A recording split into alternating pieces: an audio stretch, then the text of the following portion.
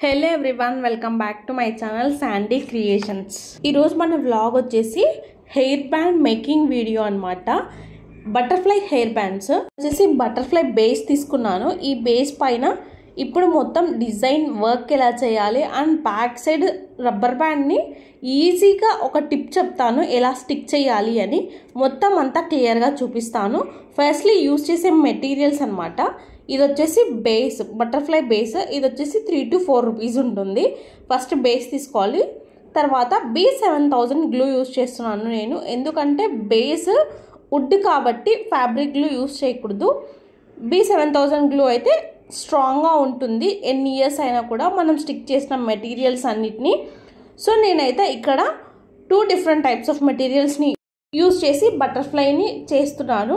Firstly butterfly outer line same ఎలాగుందో అలాగా బటర్ఫ్లైకి outer line అంతా B7000 గ్లూ తీసుకొని మనం పెన్తో ఎలాగైతే డ్రా చేస్తామో అలాగా మొత్తం కరెక్ట్గా పెట్టాలి.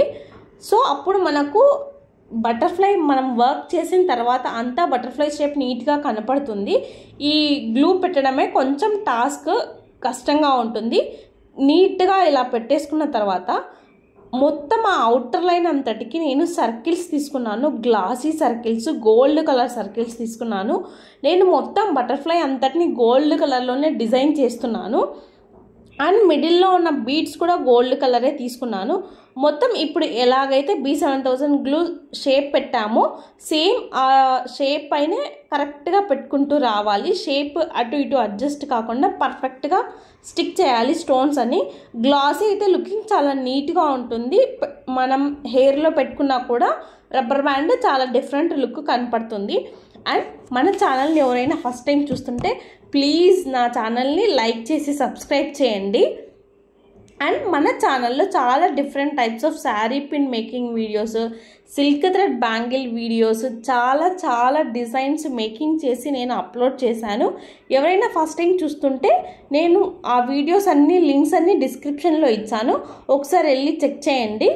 అండ్ మీకు గిన నచ్చితే మీ ఫ్రెండ్స్ అండ్ ఫ్యామిలీకి షేర్ చేయండి. మొత్తం ఇలాగా అంత సైడ్కి స్టిక్ చేసుకోవాలి. ఇలా స్టిక్ చేసుకున్న తర్వాత మనం లోపల వర్క్ చేయాలి. మనం బయట బేస్ పర్ఫెక్ట్గా షేప్ అవుట్ అవ్వకుండా ఎలాగైతే నీట్గా ఉంచుకుంటామో అలాగే పెట్టాలి.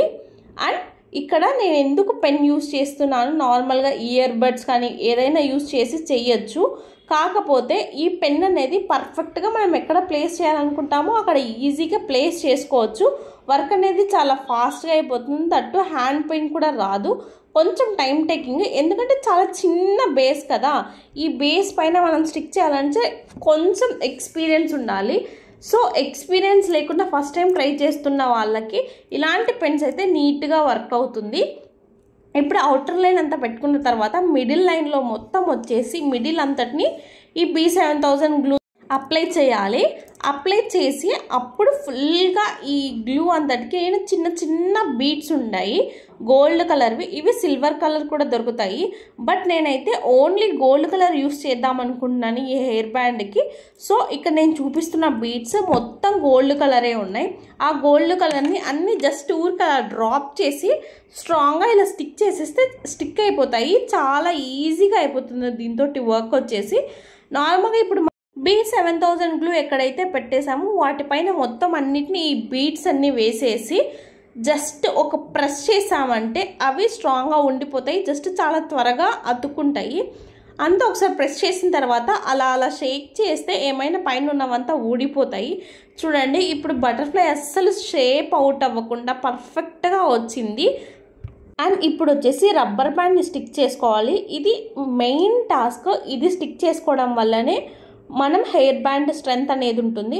ఫస్ట్ కింద వచ్చేసి బ్లాక్ కలర్ది ఉంటుంది బేస్. ఆ బేస్లోకి మనం రబ్బర్ బ్యాండ్ని స్ట్రాంగ్గా పట్టుకొని దాంట్లోకి ఇన్సర్ట్ చేయాలి. ఈజీగా ఇన్సర్ట్ అవుతుంది. కాకపోతే కొంచెం మనం విడ్త్ రబ్బర్ బ్యాండ్స్ చూసి తీసుకోవాలి.